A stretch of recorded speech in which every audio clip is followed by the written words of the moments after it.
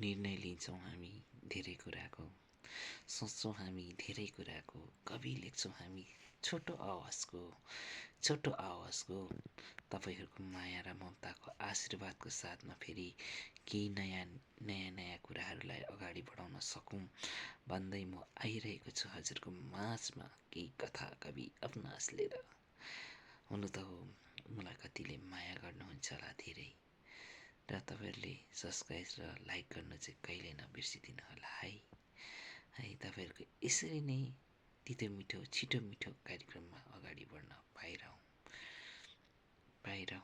है।